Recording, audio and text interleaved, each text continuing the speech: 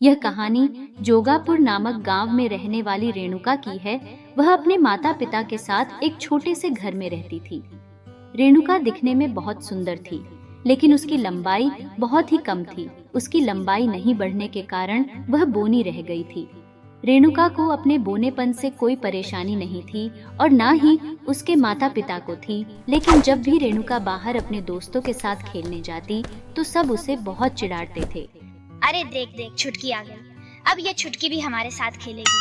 क्या शीतल, तुम भी हमेशा रेणुका का मजाक उड़ाती रहती हो? क्या हुआ अगर वह बोनी है तो? तू चुप रे चिंटू, तुझे क्या परेशानी है? मैं तो उसे चिढ़ाऊंगी। बोनी बोनी, छुटकी छुटकी। जैसी तुम्हारी इच्छा शीतल, चलो रेणुका यहाँ से चलते हैं। पूरे गांव में कुछ ही लोग थे जो रेणुका को नहीं चिढ़ाते थे, जैसे आकाश। आकाश रेणुका का सबसे अच्छा दोस्त था। वह हमेशा उसके साथ खेलता और कभी भी उसे नहीं चिढ़ाता था। रेणुका का कद भले ही छोटा था, लेकिन वह बहुत होशियार व समझदार लड़की थी। वह कभी किसी को भला बुरा नहीं बोलती और हमेशा सभी से प्यार से बात करती थी, लेकिन फिर भी उसके छोटे कद के कारण गांव के लोग उसे बिल्कुल पसंद नहीं करते थे। एक दिन रेणुका बेटा, अरे ओ रेणुका बेटा, कहाँ हो? जरा बाजार जाकर सब्जी ले आ बेटा। तभी रेणुका वहाँ आ जाती है। हाँ माँ, आप मुझे बुला रही थी? हाँ बेटा, जरा बाजार जाकर आलू ले आ। मुझे खाना बनाना है और घर में आलू खत्म हो गए हैं। हाँ माँ, मैं अभी बाजार से आलू लेकर आती हूँ। रेणुका हमेशा अपनी माँ की हर बात मानती थी। उसका कोई भाई बहन नहीं था, इसलिए वही घर का सारा काम करती। अरे यह क्या, आज तो बाजार में बहुत भीड़ है, किसी भी दुकान पर जगह नहीं है। अब मैं सब्जी कैसे खरीदूंगी? अरे अंकल, मुझे भी 1 किलो आलू देना। रेणुका सब्जी वाले को काफी आवाज लगाती है, लेकिन वह उसकी एक नहीं सुनता। फिर थोड़ी देर खड़ा रहने के बाद जब भीड़ खत्म हो गई, तब सब्जी वाला बोला। हाँ बोल छुटकी, तुझे क्या चाहिए? मैंने तुझे कितनी बार बोला है कि अपने से बड़े को साथ लाया कर। तू इतनी छोटी है कि भीड़ में दिखती ही नहीं, लेकिन तुझे समझ आए तब ना। अब बोल, क्या चाहिए तुझे? मैं आपको कब से आवाज लगा रही हूँ कि अंकल मुझे 1 किलो आलू चाहिए, लेकिन आप सुनते ही नहीं। अच्छा ठीक है, रुक, मैं अभी तुझे 1 किलो आलू देता हूँ, लेकिन तू आलू का वजन तो उठा लेगी ना?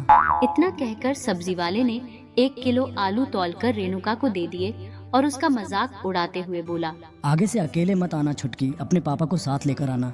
सब्जी वाले के बर्ताव से रेणुका को थोड़ा दुख हुआ, लेकिन उसने सब्जी वाले की बातों को नजरअंदाज कर दिया और अपने घर के लिए निकल गई। वह अपने घर आ ही रही थी, तभी उसे एक औरत दिखाई दी जो जमीन पर गिरी हुई थी और कोई उसकी मदद नहीं कर रहा था। अरे ये कौन है? कोई इनकी मदद क्यों नहीं कर रहा? मैं जाकर देखती हूँ।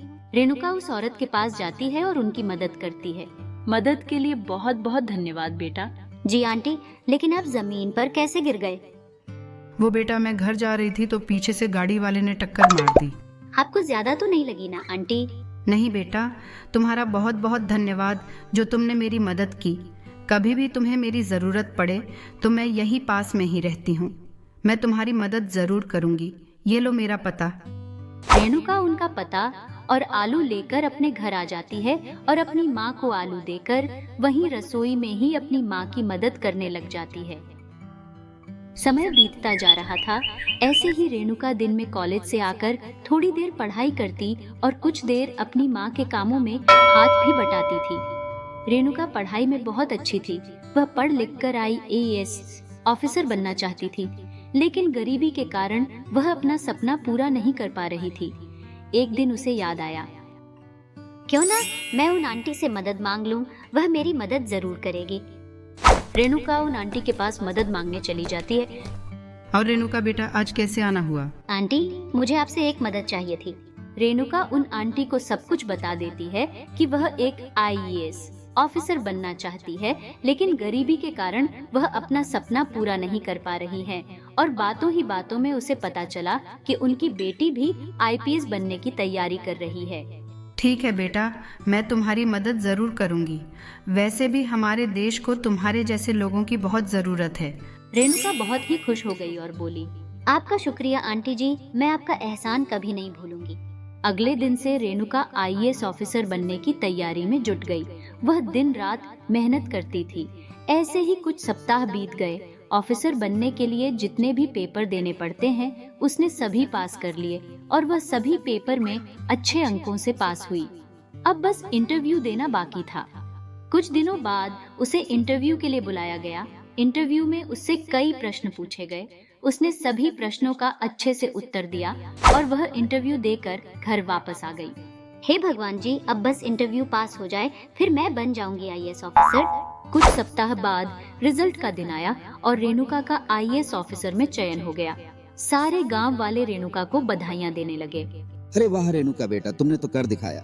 पहले जो गांव वाले रेणुका का मजाक उड़ाते थे, उसके कद को लेकर आज वे सब रेणुका की तारीफें कर रहे थे।